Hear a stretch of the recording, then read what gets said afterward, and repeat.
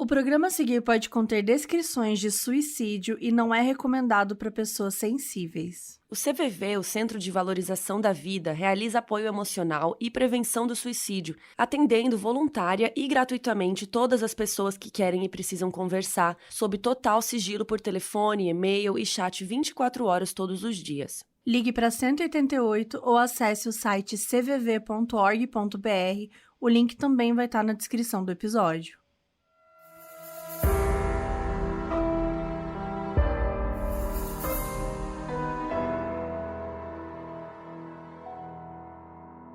Em 2018, 11 membros de uma família foram encontrados mortos em Nova Delhi. A cena toda parecia um suicídio coletivo, mas a polícia local não descartava a possibilidade de homicídio. 3 gerações de uma mesma família penduradas no mesmo teto.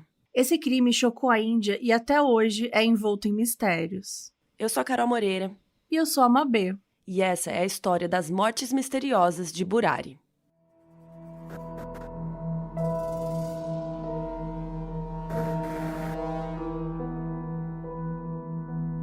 E caso vocês estejam se perguntando, nossa, mas eu já vi vocês falando disso, pode ser que vocês, já lembrem a gente falando sobre isso, porque a gente já discutiu esse caso numa live nossa para os assinantes, porque existe um documentário sobre o caso na Netflix que chama O Mistério das Mortes de Burari. E teve bastante gente pedindo pra gente fazer um episódio com mais detalhes, depois que a gente fez a live, então aqui estamos. E se você quiser participar do nosso Catarse, a gente tem 2 encontrinhos por mês. Uma live, em que a gente discute algum filme, algum doc, alguma coisa, que tá rolando. A gente outro dia discutiu o caso do cara do Tinder lá também, do golpista. E também você pode acompanhar uma gravação nossa ao vivo de um episódio. E para ser nosso assinante, tá aí mais pertinho da gente, vai lá em catarse.me/modus operandi e escolhe qual recompensa funciona para você.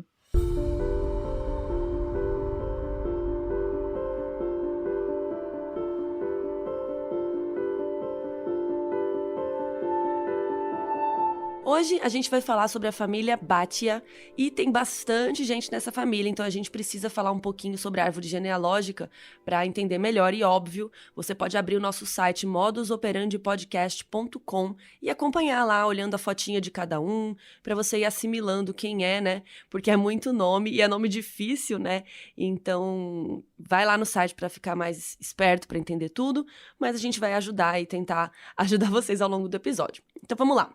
O patriarca da família Bhatia é o Bhopal Singh Naga e a matriarca, a Narayani Devo, que era uma vovozinha já de 80 anos. Os 2 tiveram 5 filhos, só que 2 deles a gente vai ignorar por enquanto, porque eles moravam longe. Os 3 filhos que a gente vai focar são a filha mais velha, a Pratibha, que tinha 59 anos, e ela tinha uma filha, a Priyanka, de 33, que estava noiva. O Bruvnesh, que é o filho do meio, ele era casado com a Savita e eles tinham 3 filhos. O Neto, de 25 anos, a Menaka, de 22, e o Dhruv, de 15. E por último, o filho mais novo é o Lalit, de 45 anos, que era casado com a Tina, de 43, e os 2 tinham um filho de 15 anos, que é o Shivam. Então tá, a família Bhatia veio de uma cidade chamada Tohana e eles eram agricultores. Em 97, essa família se mudou para Burari, que fica em Nova Delhi, lá na capital da Índia. E eles tinham uma loja que era tipo um armazém, assim. O Lalit, o filho mais novo da matriarca, ele tinha uma madeireira também, que ficava embaixo da casa deles. Então, financeiramente, estava tudo certo, a família estava indo super bem. E eles eram super religiosos, inclusive tinham até um pequeno templo na casa deles, assim, e eles iam lá rezar 2 vezes no dia. E todos os 11 moravam ali porque o patriarca, o vovozinho, já tinha falecido. Então eram 3 gerações ali morando no mesmo teto. E eles estavam muito felizes porque a Priyanka, que era a neta, da matriarca, a Priyanka ia se casar. No dia 17 de junho de 2018, aconteceu a festa de noivado da Priyanka. Foi uma festa, assim, muito chique, muito grande. Os convidados levaram presentes para ela, tinha vários parentes, tinham amigos, tinha criança, adolescente, tinha uma galera. E o Lalit, que é o filho mais novo da matriarca, ele que ficou por conta da playlist, então ele que organizou a playlist da festa de noivado da Priyanka e tal. E assim, todo mundo dançou a noite toda, tava todo mundo muito feliz, eles aproveitaram muito a festa. A festa acabou, todo mundo foi embora, até aí tudo bem. E o que ninguém sabia era que o lugar que eles estavam dançando em breve se tornaria a cena de um crime. A loja da família Bhatia abria todo dia entre as 5 e as 5:30 da manhã, que era a hora que o leiteiro chegava. No dia 1º de julho de 2018, a loja não abriu. Cada hora chegava mais gente lá para comprar o leite, mas todo mundo encontrava a loja fechada. E aí já começou a juntar gente, já estava cerca de umas 40 pessoas ali. E uma vizinha, às 7 horas da manhã, viu na sacada que tinha uma pessoa querendo comprar leite e que a loja estava fechada. E ela achou estranho, então ela ligou lá nos vizinhos, né, na família, e o telefone tocava e ninguém atendia. Então todos os outros vizinhos começaram a investigar, porque estava muito estranho isso. E aí um outro vizinho foi lá bater na porta deles e percebeu que estava destrancada, e ele abriu. E nesse momento ele entrou em pânico, porque assim, por que a porta estava aberta, sabe? Como assim? E aí ele subiu as escadas e ele viu uma cena que o arrepiou. A sua esposa também foi lá e ela também viu a cena e ela saiu na rua gritando. O filho desse casal de vizinhos que morava ali perto levantou assustado, porque ele ouviu a mãe dele gritando e tal, e foi ver porque eles estavam gritando. E aí ele também viu a cena. Apavorado, o vizinho pediu para o filho buscar o celular e ligar para a polícia. Por causa dos clientes que estavam lá fora esperando, a agitação toda, a notícia acabou se espalhando muito rápido. Às 7h35 da manhã, o Rajev Tomar, que é o chefe da polícia, recebeu uma ligação dos superiores dele dizendo que tinha acontecido um suicídio na região e que era para ele ir lá investigar. Ele pegou o carro e foi ver o que tinha acontecido. E quanto mais próximo ele chegava do lugar, mais pessoas desesperadas ele via. Quando estacionou, estava cheio de homens e mulheres correndo pela escada e chorando histericamente. E foi então que ele entrou na casa e viu a cena pela primeira vez. Uma grade de ferro, no teto, tinha 10 panos coloridos alinhados a uma certa distância um do outro. E nesses 10 panos tinham 10 pessoas penduradas pelo pescoço. Um outro corpo estava em outro cômodo, deitado no chão perto da cama. E um cachorro preso na laje superior latia sem parar. Ao todo, eram 11 corpos, os 11 membros da família Bhatia.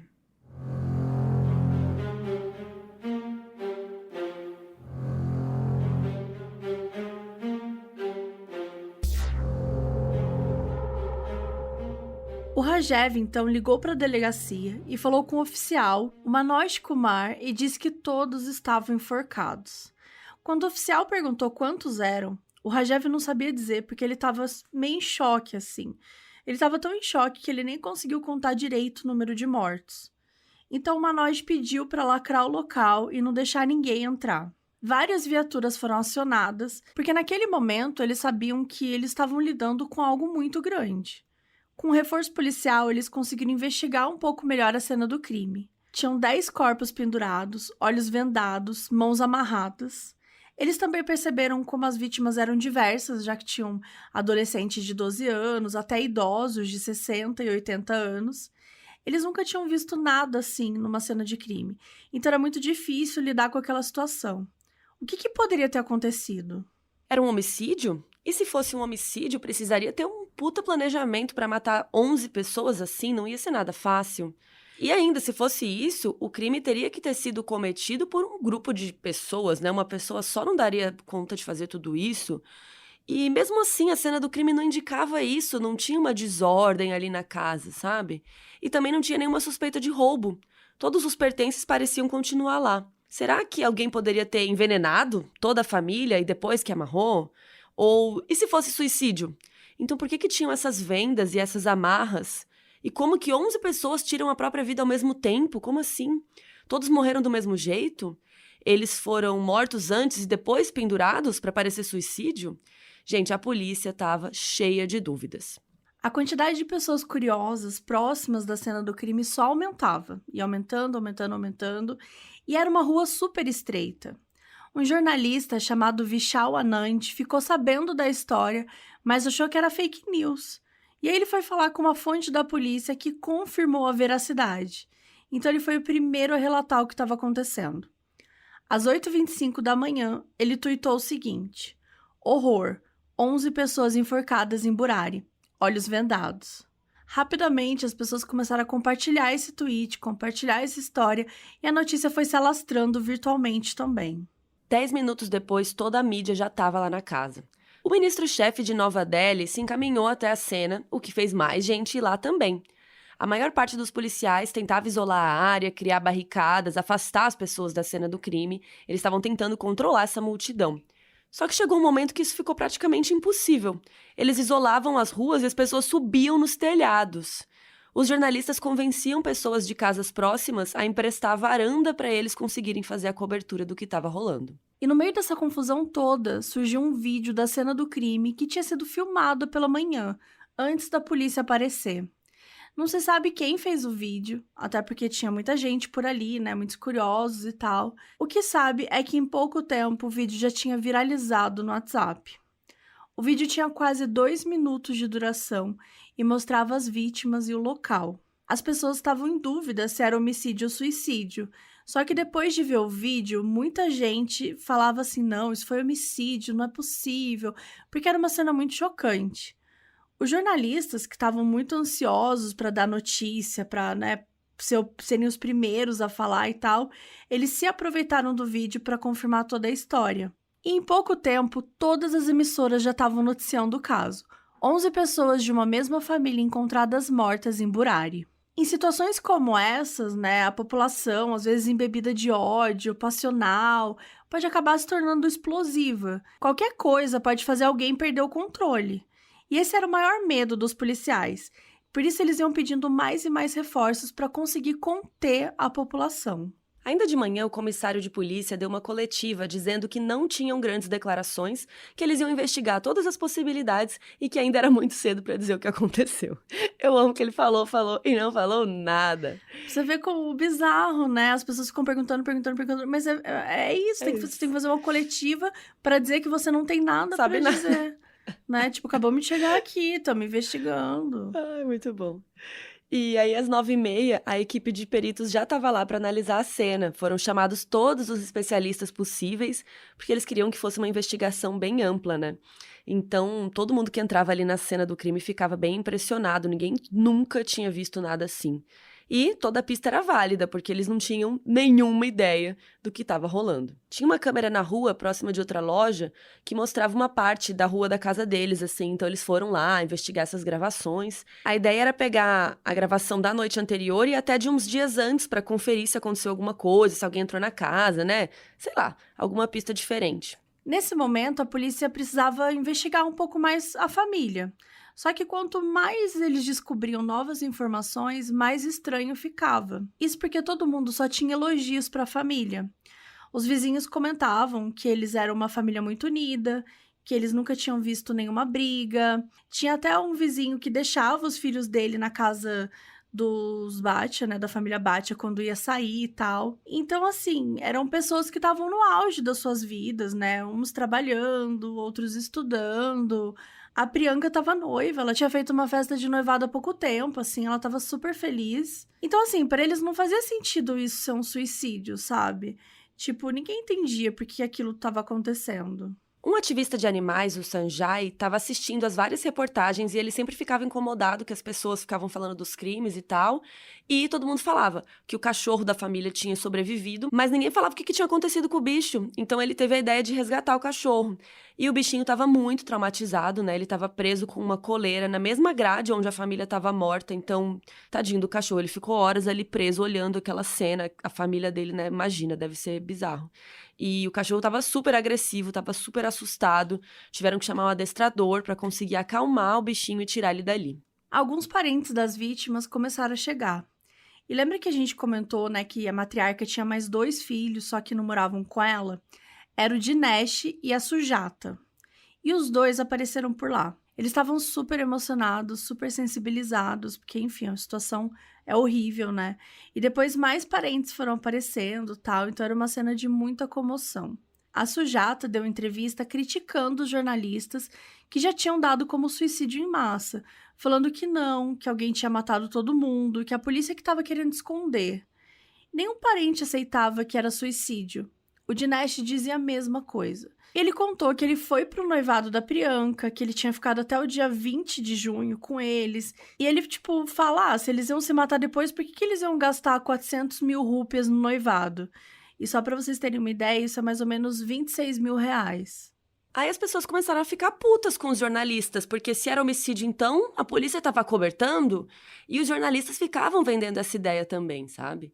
E de repente chegou um homem chamado Carnicena, falando mal da polícia, que ele era parente de algumas das vítimas e que ele ia fazer o que fosse preciso para dar justiça para a família.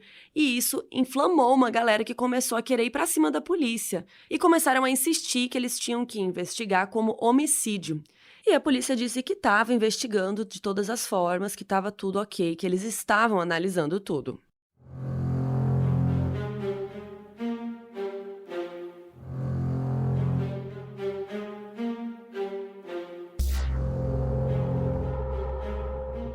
Aí chamaram a equipe de criminalística. Como eles eram mais experientes, a ideia era passar o caso para eles. E eles, queriam também investigar todas as possibilidades e ir descartando uma a uma. Eles revistaram a casa toda. Não tinha sinal de arrombamento. Não tinha nada remexido, não tinha nada bagunçado. Tinham refeições recentes na geladeira. Não tinha nenhum sinal de luta. E os corpos, por mais assustador que a cena fosse toda, eles analisaram que eles pareciam estar em paz. Entre o primeiro e o segundo andar tinha uma grade. E ela era uma espécie de clarabóia, assim, porque dava para ver o céu de lá. Só que não era nada sofisticado, era uma grade simples numa caixa que saía para o terraço do apartamento. Os tecidos que as pessoas estavam penduradas estavam à mesma distância um do outro. E não era randômico, sabe? Eram tecidos colocados certinhos um do lado do outro. E eles também perceberam algumas coisas em relação às vítimas. O Bruvnest, de 53 anos, que é o filho do meio, tinha tentado se soltar. Uma das mãos dele estava solta e tinha sinais claros de que ele tinha se esforçado para sair. Os garotos Shivan e Dhruv, de 15 anos, eles não puderam lutar porque os pés estavam amarrados e as mãos presas às costas, amarradas com fios de telefone. Era impossível eles se soltarem mesmo se eles quisessem. Eles tinham fita adesiva na boca e nos olhos e algodão nos ouvidos. A matriarca foi encontrada deitada ao lado da cama, assim como todos os outros, ela estava com um lenço no pescoço. Ela tinha marcas também no pescoço feitas por algo que parecia um cinto que estava ao lado dela. De acordo com a polícia, em enforcamentos as marcas geralmente formam um V, mas o pescoço dela só tinha a marca de um único lado. E depois de toda a perícia na cena, os corpos foram enviados para o necrotério. Isso tudo com várias câmeras gravando e transmitindo tudo em tempo real pro país inteiro. Nesse momento em que os corpos saíam, a população ao redor da cena do crime era por volta de 5.000 pessoas. E eles precisavam colocar 11 ambulâncias ali para conseguir pegar todos os corpos no meio daquela muvuca. Isso acabou levando 2 horas, esse processo. Menos pela complexidade em si, mas pelo fato de que tinha muita gente, então tudo tinha que ser feito com muito cuidado. E lembra daquelas filmagens da câmera que uma equipe estava investigando e tal? Então, essa câmera, ela cobriu o lado todo de fora da casa ali na rua. E o que eles viram foi chocante. Recapitulando, os corpos foram encontrados no dia 1º de julho. Então, eles tinham analisado que as mortes tinham acontecido no dia anterior, no dia 30 de junho. Daí, os policiais estavam assistindo a gravação de vários dias antes para tentar encontrar qualquer pista. E olha o que eles descobriram. 2 dias antes, no dia 28 de junho, a Tina, a esposa do filho mais novo da matriarca, e o filho dela, o Shivan, de 15 anos, estavam trazendo 4 banquinhos nas mãos. E esses banquinhos são os banquinhos que foram encontrados na cena do crime, para ajudar eles a subirem e tal. No dia 30 de junho, quando tudo aconteceu, às 9h40 da noite, a Tina aparece com a Neto, que é a sobrinha dela, e ambas estão carregando outros banquinhos. Às 10h29 da noite, o Shivan, o filho da Tina, abre a madeireira e sai com um punhado de fios na mão e volta para casa com eles. Então, assim, a gravação daquele dia e dos dias anteriores só mostra uma movimentação dos próprios membros da família. Ninguém mais entrou na casa naquele dia, então eles descartaram que tivesse alguém de fora envolvido, mas ainda não descartavam a ideia de um crime. E o mais importante, a dúvida que pairava no ar agora. Então, um criminoso estava dentro da família?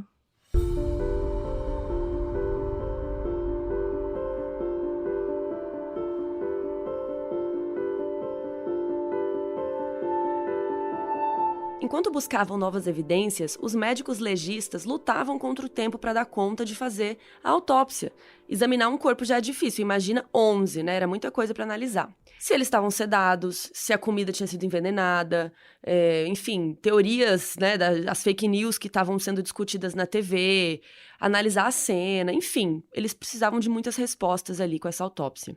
A investigação dentro de casa também continuava, né? A casa tinha ao todo 4 cômodos, e próximo ali da cena do crime tinha uns restos de uma pira ritualística. Segundo os peritos, geralmente em situações de suicídio, as pessoas colocam cartas ou bilhetes, né? Principalmente ali na Índia, né? Colocam ali nos templos os bilhetes de despedida e tudo mais. Então eles foram procurar por isso. E quando eles revistaram esse local do ritual, eles encontraram um diário próximo ali do santuário. Eles continuaram investigando e descobriram 11 diários. Então, eles apreenderam esses e outros documentos para ler. Eles começaram a ler os diários para ver se tinha alguma possível explicação para o motivo daquilo tudo. O mais antigo era de 2007 e o diário mais recente era uns poucos dias antes do crime, ou seja, 11 anos depois. 11 vítimas, 11 diários, 11 anos... E, de alguma forma, o número 11 estava se repetindo bastante nessa história. E, obviamente, que isso também virou notícia. Todo mundo só falava bem sobre a família, então o diário era uma forma deles tentarem descobrir um pouco sobre os segredos, sobre as coisas que ninguém sabia.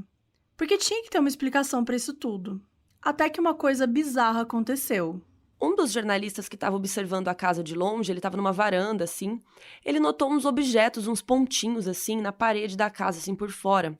Quando ele deu um zoom, ele viu que eram uns canos que estavam saindo da parede da casa. Tinha uns canos virados para baixo, outros canos retos. Enfim, eram vários, era um negócio super esquisito. E aí ele comentou com um colega assim, nossa, que estranho isso, né? E eles ficaram ali especulando, né? Que é isso? Quem que teria colocado isso na casa e tal. E nessa hora tinha um canal transmitindo ao vivo e o jornalista ouviu essa conversa. E aí ele começou a perguntar para eles o que eles achavam dos canos, mostraram os canos. E eles descobriram, gente, que eram 11 canos. 7 que estavam curvados para baixo e 4 que eram retos. E as vítimas eram 7 mulheres e 4 homens. E aí eles começaram a inventar lá, né, a especular sobre, falaram que o padrão dos canos era exatamente o mesmo dos corpos pendurados. Então, era 11 vítimas, 11 diários, 11 anos e agora 11 canos. E é assim que nasce uma fake news, gente. Assim que nasce uma teoria da conspiração, vocês acabaram de acompanhar. Diversos canais começaram a especular sobre os canos, se eles foram instalados com essa ideia, se era apenas coincidência. E teve inclusive um canal que, pasmem, questionou se os canos foram instalados para ajudar as almas saírem. O número 11 passou a ser citado em várias reportagens. Eram 11 barras na grade, eram 11 janelas, né, e aberturas na casa. Para onde eles olhavam, tinha o número 11. Não demorou muito para chegar a explicação dos canos. Um homem chamado Mason, ele tinha sido responsável pela instalação e ele disse que os canos eram para iluminação e ventilação. A família tinha pedido esses canos aí porque eles não queriam que a casa tivesse janelas de frente para outros terrenos. Até a polícia achou a explicação confusa, porque para eles não parecia ser para ventilação e tal. Mas aí a população inteira estava discutindo. Será que esses canos realmente ajudam na ventilação? Não sei o quê. E aí um pedreiro apareceu e respondeu por que era tudo meio aleatório esses canos. Porque eles usaram canos velhos. Eles reciclaram, né, reaproveitaram. Então alguns eram curvos, outros eram retos. E o pedreiro disse que os empregados dele foram preguiçosos e não cortaram os canos curvos, e por isso que tinha ficado tudo feio daquele jeito. E era isso, gente, era uma infeliz coincidência e um trabalho mal feito. Algumas pessoas ficaram satisfeitas com essa resposta e outras continuaram questionando se os canos faziam parte de algo maior. Enquanto isso, uma equipe de investigadores mergulhou na leitura dos diários. Antes deles lerem tudo, eles buscaram o diário que falava de 2018 e foram na última página. E lá tinha uma descrição de tudo que eles encontraram na cena do crime.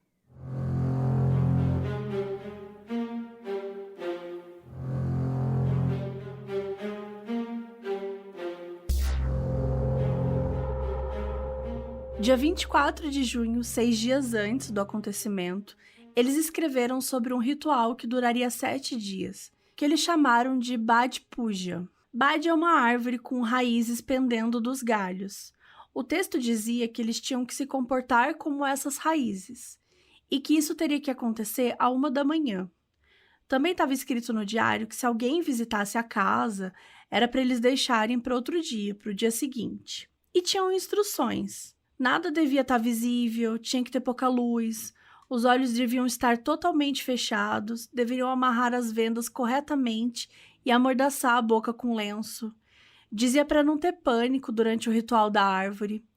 E também falava que o Lalit ia dar ordens para o ritual e que era para deixar um copo cheio por perto, porque quando a água mudasse de cor, o espírito do pai apareceria ali, do patriarca, né, no caso. Então o diário estava mais ou menos dizendo que nada de ruim ia acontecer, porque o pai ia surgir para confortá-los. No dia seguinte, um jornal já dava exclusiva com trechos do diário e boa parte disso foi tudo exposta na mídia. E como que era esse diário, né? Como que funcionavam essas anotações? Parecia que todos os dias eles escreviam ali. Toda manhã, os familiares checavam seus diários para ver qual era a tarefa do dia. O que cada um devia fazer, quem que estava em falta. E as instruções eram variadas, então, todos devem rezar à noite. Cuidem da mãe de manhã. Tem uma anotação no diário do dia 24 de dezembro de 2017 referente ao Dhruv, um dos netinhos, né, da matriarca, que dizia assim: Dhruv está passando tempo demais no celular, corrijam isso. Os diários diziam como eles deviam viver. Era cheio de crenças e superstições. As pessoas pareciam que não eram livres. Todo mundo vivia ali sob a ameaça de um diário que ficava ditando a vida deles. Quem é que estava por trás desse diário? Quem que estava mandando eles fazerem essas coisas?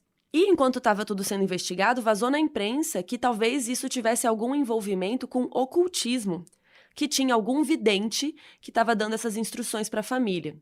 Enfim, eles especularam de tudo, né, gente? As pessoas estavam desesperadas por informação e, nessas horas, né, acabam especulando mil coisas. E aí a polícia foi investigar essa linha aí do ocultismo. E aí os jornais começaram a noticiar que uma ocultista estava sendo investigada. E se tratava da Gita, que era uma garota que foi declarada ocultista porque ela estava usando uma roupa vermelha. E, gente, ela era filha do pedreiro que tinha colocado os canos lá na casa da família Bhatia. Então, olha, né, como é que o negócio foi levando para outro, assim, completamente absurdo. E daí logo a imprensa falou que ela era a guru da família, que ela tinha sido responsável pelas instruções do diário. Aparecia o rosto dela o tempo todo na TV, nas reportagens. E ela negou tudo, disse que não tinha nada a ver. E ela ficou tão assustada que durante 3 dias ela não conseguia cozinhar para os próprios filhos. Então eles passaram fome dentro de casa porque ela estava traumatizada. Olha que absurdo essa história. E ela foi interrogada diversas vezes e depois ela foi liberada porque não tinha encontrado nada que ligasse ela a esses mistérios, a essas mortes e tal. E, gente, acho que é até importante aproveitar esse momento aqui para dizer que é por isso que a gente não comenta situações que ainda não tiveram uma investigação completa. Casos recentes, casos que estão acontecendo, às vezes acontece algum crime que choca o país e tal, e, enfim, é normal as pessoas ficarem especulando sobre isso e sempre falam, o Maltz precisa fazer um episódio. Mas, gente, é por conta desses momentos que a gente não pode fazer esse tipo de episódio, sabe? Porque, de repente, uma mulher é acusada de ser guru da família, ela fica traumatizada, vira essa história aí e ela não tinha nada a ver com isso. Então, assim, é super perigoso a gente jogar a luz em cima de pessoas inocentes, né? De linhas investigativas erradas. É complicado. Quando a coisa tá acontecendo, a gente tem que dar o espaço para os investigadores fazerem o trabalho deles, entendeu? Não é o nosso papel aqui ficar se metendo, ficar dando... Assim, óbvio, opinião faz sentido. Você pode ter a sua opinião e pensar, putz, eu acho que foi isso. Ou então ficar se questionando, é normal, curiosidade, faz parte. Mas é super complicado a gente, sabe, sair dizendo o que aconteceu, o que acha que aconteceu. E, de novo, isso pode acabar causando muitos danos para as pessoas que não tem nada a ver com a história. Muitas vezes se acha que fulano é suspeito, daí, tipo, a pessoa não tem nada a ver com a história. Ou ainda, né, fica ali expondo pessoas, que nem você disse, pessoas que não tem nada a ver. Então é bem complicado quando quando acontece alguma coisa, algum caso chocante, né? Teve aquele moço que fugiu, né? E aí todo mundo ficou indo atrás da pessoa. E aí, se ele não era o culpado? E todo mundo fugindo, né, atrás da pessoa, vai lincha o cara, enfim. É bem complicado fazer caso que ainda tá acontecendo, sabe? Então é por isso que a gente espera e depois que fecha o caso, ou depois que é julgado, que a gente vem aqui e conta, porque aí é mais tranquilo da gente falar e também de pesquisar, de ter certeza das fontes, né, que a gente tá pegando aqui. Então, assim, o que a imprensa estava fazendo nesse caso aqui é surreal, né? Porque eles estavam soltando informações quase que em tempo real de um caso, sim, que precisa de muita análise, né? Analisar todas as evidências. Tinha muitos peritos ali para chegar nessa conclusão. Então, assim, não é algo simples, né? E ainda por cima a imprensa fica cobrando uma resposta rápida da polícia, né? Na ânsia de passar informação rápido e, óbvio, de ganhar dinheiro com isso. Então, eles ficam apavorando as pessoas com histórias absurdas também. Então, assim, no fim das contas, a ocultista aí, coitada, não tinha nada a ver com a história. E aí começaram a pesquisar outros possíveis religiosos que pudessem ter tido contato com a família, mas nada foi encontrado. Então, se não tinha ninguém de fora, quem que estava escrevendo esses diários? Era alguém da própria família? Na Índia, é comum em uma família grande ter algumas gerações vivendo sob o mesmo teto. O chefe da família costuma ser o patriarca. Toda a autoridade vem dele. No caso da família Bhatia, o patriarca era o Bhopal. Ele guiava toda a família, ele até cuidava da educação das crianças. Ele tomava as decisões em relação a negócios, a estudos, faculdade, tudo passava por ele.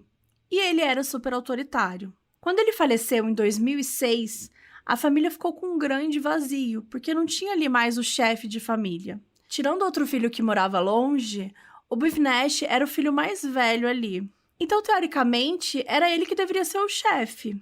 Só que ele era um cara reservado, ele não tinha, assim, esse interesse, ele não estava afim de ser o chefe de família. E aí, ao longo da investigação, a família foi percebendo que o Lalit tinha virado essa pessoa. Não sabiam exatamente o porquê, que era o filho mais novo. Ele era um homem jovem, tinha 47 anos, e ele, do nada, passou a cuidar de todo mundo. E foi assim que ele preencheu o vazio que o patriarca tinha criado. Mas nada fazia sentido. Por que o Lalit? A primeira anotação no diário era de setembro de 2007, e a maioria das coisas mencionava o Lalit. Frases como: "Vocês estão deixando o Lalit ansioso.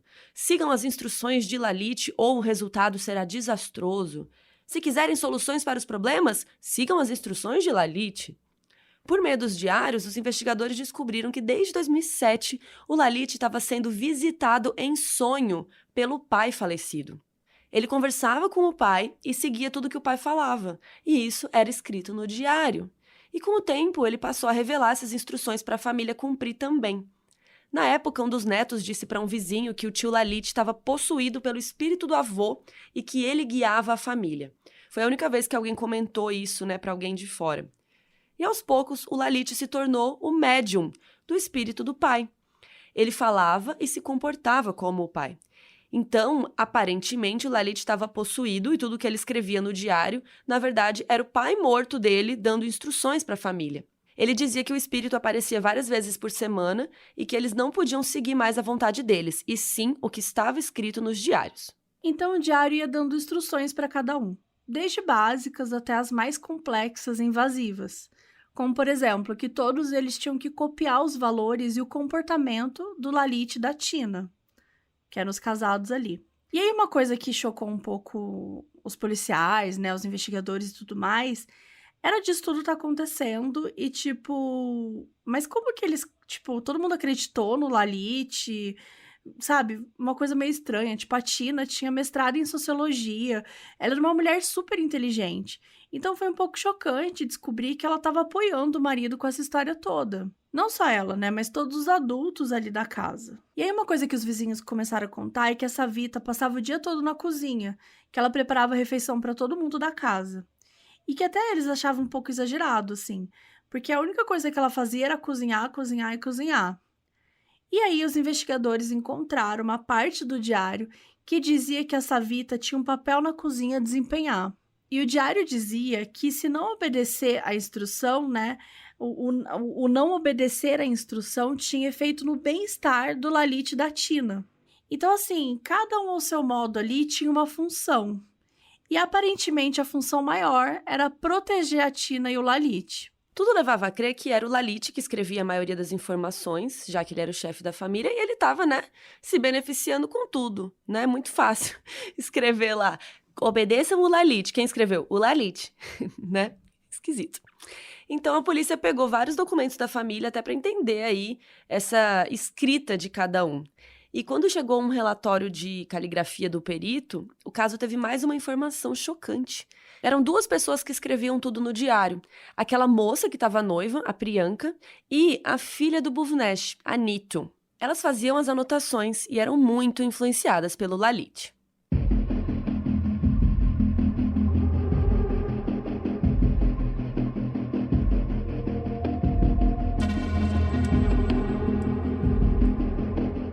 Ninguém da família nunca disse nada para ninguém de fora. Eles passaram 11 anos nessa situação, vivendo sob o controle de instruções em diários que vinha do espírito do falecido pai, que agora visitava o filho mais novo, o Lalit. Não tinha nenhum indício que algum deles tivesse tentado fugir ou se libertar disso, ou que não acreditasse nessa história. Não tinha nenhum indício sobre isso. E o diário era cheio de ameaças, Porque dizia que se eles continuassem errando, eles estariam falhando com Deus, e o Deus poderia convocá-los em pessoa. Inclusive no diário falava que o ritual dos 7 dias era para o patriarca aparecer, então tudo que eles estavam fazendo, na verdade, era um ritual para o patriarca aparecer. Eles pareciam ter uma vida financeira ok, eles tinham uma loja. A Priyanka tinha um emprego como executiva numa multinacional. Todos eles estavam indo bem, de alguma forma. E então a família acreditava que eles estavam bem financeiramente por causa das instruções lá do patriarca, entendeu? E no próprio diário tinham afirmações como essa, Que eles estavam prosperando porque estavam seguindo os ensinamentos. Uma coreógrafa foi contratada semanas antes do noivado para que as mulheres aprendessem uma dança específica lá para a festa. Tava todo mundo lá, tava super animado. Tem até vídeo da festa, então é possível ver que a galera tava se divertindo muito mesmo. A polícia foi até o trabalho da Priyanka e um colega dela disse que ela era muito reservada e que ninguém lá sabia que ela estava noiva. Eles acharam isso tudo muito estranho. E aí os legistas divulgaram o resultado da autópsia e disseram que 10 familiares morreram por enforcamento. A autópsia da matriarca não saiu junto. Ela foi liberada um pouco depois e dizia que ela tinha sido parcialmente enforcada. Lembrando que foi ela que foi encontrada no chão, ao lado de uma cama, no outro cômodo. Como ela tinha essas lesões, alguém poderia ter segurado ela com força. Depois do resultado da autópsia, junto das investigações lá da cena do crime, eles chegaram a algumas informações relevantes. Os peritos acreditavam que o Lalit tinha sido o último a tirar a própria vida. Tanto o Lalit quanto a Tina estavam com as mãos amarradas diferentes do resto da família, porque eles não estavam com as mãos amarradas nas costas. As amarrações deles estavam diferentes dos outros também, e as pernas estavam soltas. Então, o que eles acreditavam é que os dois teriam ajudado todo mundo, a subir no banquinho e tal, e ficaram por último no ritual. Sobre os 2 jovens, eles acreditavam que eles tinham sido coagidos, até porque eles estavam amarrados de um jeito que era impossível sair. E eles achavam muito improvável convencer 2 adolescentes a tirar a própria vida. A polícia também achava muito estranho as mães não tentarem fazer nada para proteger os filhos. Tinha ali pelo menos 3 mães vendo seus filhos serem amarrados para um ritual bem estranho. Elas deixaram? Era isso mesmo? Isso não teria despertado nada nelas? Elas não acharam aquilo estranho? Então, o nível de aceitação da família, de não tentar fugir, de não escapar, de não proteger os outros, de não pedir ajuda, era muito estranho. Assim que os corpos foram liberados, era hora de cremar. Quem ficou responsável foi o filho mais velho, o Dinesh, que morava lá na outra cidade. O Dinesh e o filho dele foram encarregados dos rituais. Os corpos ocuparam uma quadra inteira do crematório. Isso porque a área só acomodava de 12 a 15 cremações. E todas elas iam ser usadas de uma única vez. E aí tinham amigos, parentes e vizinhos presentes. E também tinham os curiosos e algumas pessoas da mídia. Como não tinha a possibilidade de ter 11 sacerdotes, um para cada corpo, eles resolveram chamar um sacerdote mais experiente, que ia fazer os 11 rituais no mesmo dia. A mãe da Tina, a esposa do Lalit, mal conseguia se conter de tanto que ela chorava. E um a um eles foram fazendo os rituais, choravam, rezavam e partiam para o próximo corpo. Todo mundo em volta sofria muito, gente, porque eles estavam enterrando 11 pessoas da mesma família no mesmo dia. Foi uma cena muito difícil que todos os envolvidos falaram que nunca vão esquecer.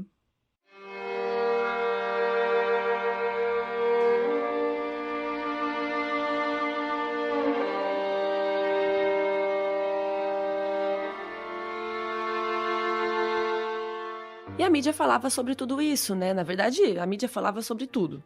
O que era verdade, o que não era, o que era informação, o que era boato, o que era teoria. E ali todo tipo de mentira surgiu, né? Como os exames, a autópsia, a própria investigação em si. Não trazia respostas em tempo real, eles se ocupavam com informações diversas, né? Os próprios jornalistas comentam lá no documentário da Netflix o absurdo do sensacionalismo que rolou na época dos crimes. Se a gente já vê mentiras surgirem em histórias relativamente simples, né? Imagina essa que era uma história super chocante, com tantas mortes, tantos mistérios, esses diários, ritual, né? Eram muitos elementos que mexem com o interesse público. Mas, com o tempo, algumas verdades começaram a surgir. Vamos voltar para a época que a família vivia em Torrana, numa zona rural nos anos 80. Eles tinham uma lavoura, uma vaca e uns búfalos. E ao todo eles tinham 3 hectares de terra, que é o equivalente a 30 mil metros quadrados. Nessa época, o Bhopal Singh era o patriarca da família. Ele era um homem simples, não fumava, não tinha vícios e batalhava muito. Mas ele acabou ficando endividado por conta dos casamentos dos filhos. Só que como que uma família pode se endividar por conta de um casamento? Isso tem muito a ver com uma tradição cultural na Índia, que é o dote do casamento. O dote é ilegal desde os anos 60 na Índia, mas na prática todo mundo faz. Um dote diz respeito aos presentes, na forma de dinheiro ou bens, que a família da noiva vai dar para a família do noivo para oferecer uma espécie de segurança financeira no casamento. E hoje as famílias transferem ouro, propriedades, carros, assim, várias coisas, como condição para o casamento. Então, casar, muitas vezes, se torna um fardo para as mulheres e para suas famílias, que são obrigadas a pagar dotes altíssimos.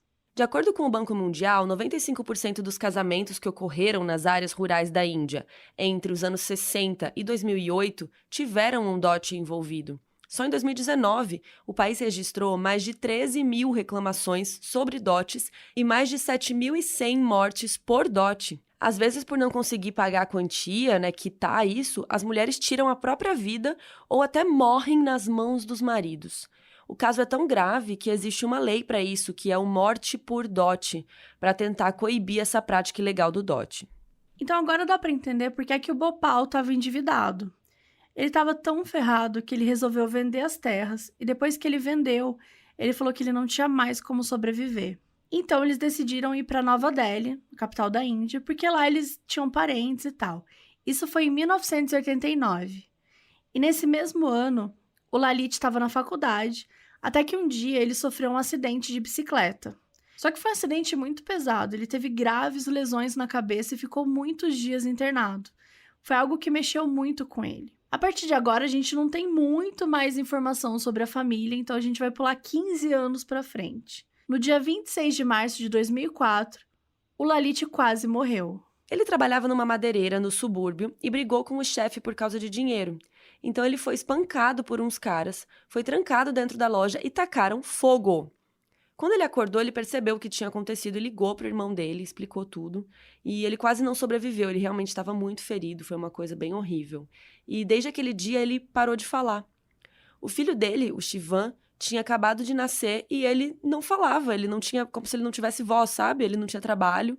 E a família estava desesperada, porque ele era a única fonte de renda no momento. Muito foi discutido depois dos crimes, né, sobre esse momento da vida aí do Lalit em que ele não falava. Né, se isso era psicológico, como que isso afetou ele, porque era improvável que algo ali do acidente tivesse realmente afetado a fala dele, né? Então parecia que o trauma foi muito forte e que ele simplesmente parou de falar. E a verdade é que na época os médicos insistiram para a família buscar um psiquiatra, mas isso não aconteceu. Um dia o pai do Lalit disse para eles que iam recitar um hino hindu todos os dias, e criaram uma rotina diária de rezar 3 vezes ao dia. Mais ou menos quando um ano se passou, um dia o Lalit estava em um desses momentos aí desse ritual, quando ele começou a cantar junto, e todo mundo parou e só ele continuou cantando até o fim. A partir daquele dia, o Lalit voltou a falar. E ele disse que isso aconteceu por conta das bênçãos do pai. Pouco tempo depois, o patriarca faleceu. E a família toda agora esperava que o Lalit ditasse as regras. E nesse tempo, foi quando as coisas começaram a prosperar. A família começou a ganhar dinheiro, eles tinham 2 lojas, tudo estava de certa forma funcionando novamente. E foi nessa época que surgiram os diários, as instruções, e que a família descobriu que o patriarca em espírito conversava com Lalit. E os diários eram um registro de que se eles fizessem o que o pai mandasse, a família continuaria a prosperar. E por isso que eles não podiam contar para ninguém, e por isso que eles tinham que obedecer tudo sem reclamar. Era quase como se eles estivessem formando um culto dentro da própria família. Não tem como você ter um culto sem um líder, que era o Lalit, algo que geralmente não se explica de forma racional. Então, assim, a voz do Lalit voltou, a família prosperando novamente, né, depois de tanto tempo passando por tanta dificuldade, e a mais completa submissão dos envolvidos. Mas para que tudo isso funcionasse, era preciso que eles continuassem seguindo todas as regras e não conversassem com ninguém. Mas se tudo estava indo tão bem, por que a ideia desse ritual? Uma das hipóteses teria sido o noivado da Priyanka. De certa forma, ele podia ter sido um gatilho, né, ou até uma ameaça, porque será que a família poderia se endividar novamente? Ou porque ela estava saindo da família, né, e quando ela saísse, ela revelaria os segredos da família? Que o espírito do avô estava visitando e tal, e com isso eles deixariam de prosperar? O Lalit, segundo os vizinhos, começou a demonstrar comportamentos bem estranhos dias antes do noivado. Que ele ignorava, não respondia mais quando conversava assim com as pessoas, que ele passava grande parte do dia dormindo. Diziam que ele estava doente, mas que não era nada demais. Depois que eles terminaram a investigação, resolveram fazer uma autópsia psicológica. A autópsia psicológica é um método que é utilizado para avaliar a personalidade de alguém que não está mais presente e pode ser utilizado na investigação para tentar esclarecer a morte. A equipe era formada por cientistas, sendo um deles psicólogo. Nesse caso, a maior dúvida dos investigadores era: foi um homicídio liderado por Lalit, que teria induzido todos eles e tal? Foi suicídio em massa? Ou foi morte acidental? A conclusão que eles chegaram foi a seguinte: o Lalit tinha um problema, que era a psicose. E eles acreditam que essa psicose se deve aos traumas que ele passou, que não foram diagnosticados e nem trabalhados assim psicologicamente. E que, de certa forma, ele transmitiu essa psicose para a família, provocando um caso de psicose compartilhada. Apesar de nos diários terem a instrução do ritual todo, ao final dele, a instrução era para eles se ajudarem a desamarrar. Então, assim, eles acreditavam em tudo que o Lalit dizia. Então, eles acreditavam que eles iam sair dali com vida. Para a polícia, não foi um suicídio planejado, foi um ritual que deu errado e que todos perderam a vida. Essa autópsia saiu no dia 15 de setembro de 2018, pouco mais de 2 meses depois daquela noite. Alguns especialistas criticaram o diagnóstico tão rápido de um caso que talvez seja muito mais complexo que isso, né? E que ele satisfaz as pessoas que querem ter respostas logo, mas, né? Muitas vezes a gente não descobre a verdade porque a gente está mais preocupado em ter uma resposta rápida, né, do que a verdade.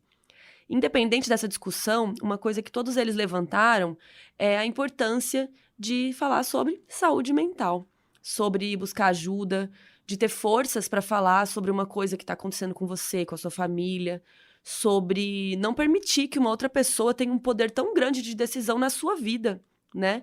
Como que a gente pode evitar que outros casos como esse possam acontecer novamente? O que leva uma família inteira a obedecer às ordens de alguém que dizia estar sendo possuído pelo espírito do pai? É uma pergunta difícil que até hoje não foi respondida.